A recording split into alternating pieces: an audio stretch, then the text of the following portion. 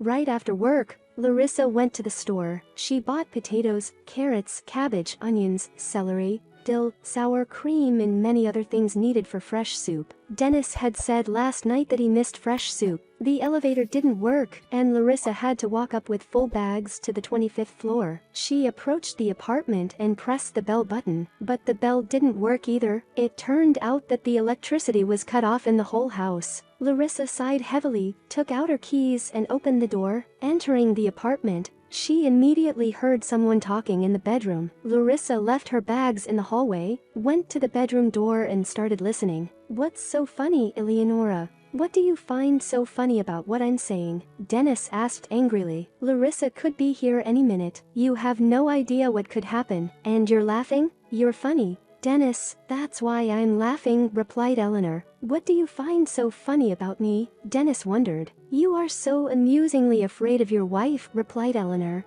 "that it would make anyone laugh, even me." "Why are you so afraid of her?" Eleanor laughed. "What could she do to you that you're so afraid of her? Maybe you're afraid she'll kick you out of the house?" "She could easily kick you out of the house," said Dennis. "I don't think so," said Eleanor. "You have 2 children. I don't think she wants to be alone with them in this apartment." "How old is she now?" 36. "Do you think she'd go for that? Or maybe you're afraid of something else I don't know?" Michael Lex, author of the story and channel Turkey, Mediterranean Sea, Pier, Keemer. Larissa wanted to go into the bedroom and make a scandal. Or maybe not just a scandal, but something more. But a voice from above told her not to. "Don't, Larissa," the voice said. "You won't do anything good for yourself with this. On the contrary, it will only confuse things further. Calm down and just be patient. I'll give you a hint." Larissa took a deep breath, counted to 10 and calmed down. Indeed, what's the hurry, she thought. I'll always have time to make a scandal. A scandal is a simple thing, especially since this person would not be frightened by a scandal. As a rule,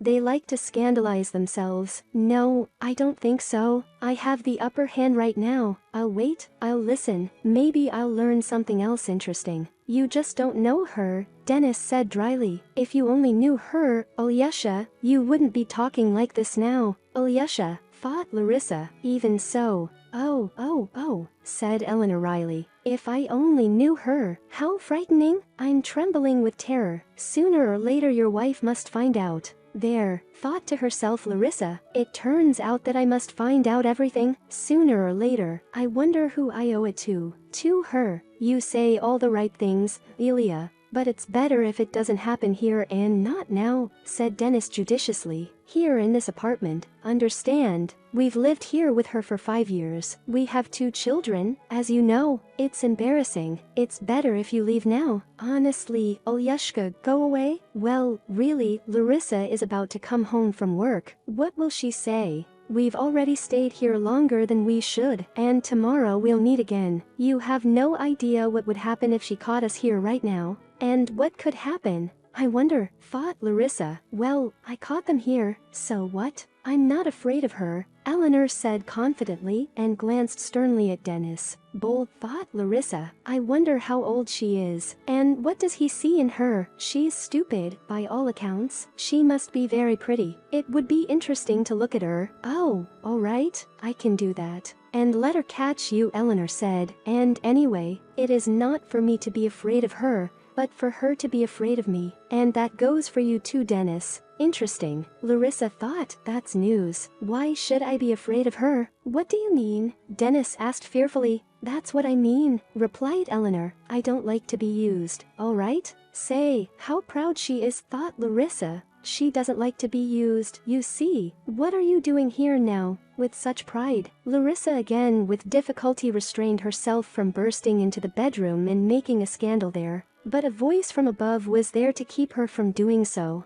Calm down, Larissa, the voice whispered. Not now. Who's using you, Alyosha? Dennis justified himself. I love you and you'll see. We'll be married soon. And I'm with Larissa only because there are still a number of unresolved problems. Plus, I have 2 kids. I'll solve all these issues with Larissa, and that's it. Just you and me, and no one in between. How could you think I'd use you? And stop lying around, Alyosha. Get dressed. said Dennis nervously. Look at the clock. The bed needs to be made so that Larissa won't notice anything. And you're not dressed yet? Where are your tights? And where's your bra? Where? Eleonora thought. It's still there. Today, by the way, is the anniversary of our acquaintance. Dennis, said Eleanor. That's wonderful, Dennis exclaimed. Let's go to a restaurant and celebrate our anniversary. Well, get out of bed, get dressed, please. Larissa will be here soon. Well, what are you really? Don't you love me?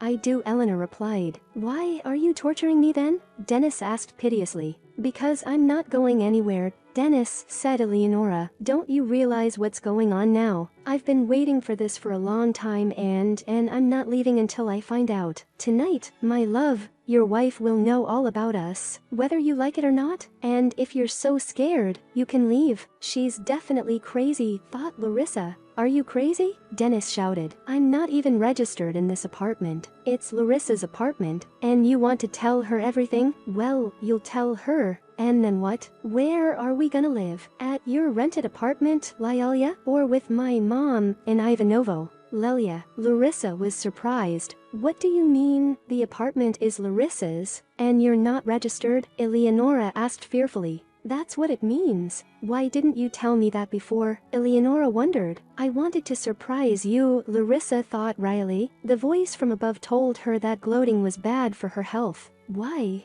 Dennis was sincerely surprised. You didn't fall in love with me for the sake of this apartment? No, of course not, replied Eleanor. But agree, my love, that nowadays it is. There, Dennis shouted happily. And I have a plan, Lyaoka. She's Lyasia, she's Lyalia. I'm going to throw up, thought Larissa. What plan? Eleonora asked. I've thought of everything, said Dennis, choking with delight. Larissa and I are selling this apartment now, and at the same time we're buying a bigger one. She bought this apartment before she married me. Do you understand? But when we sell it and buy another one, it'll be a different story. It'll be like we bought it together. Do you understand? I understand, replied Eleanor. You are my darling, thought Larissa. She understands. That's good, said Dennis cheerfully. Now come on, my girl. Get out of bed, get dressed and let's go. Where are your tights? Where have you thrown them? What's with the habit of throwing pantyhose under the bed? All right.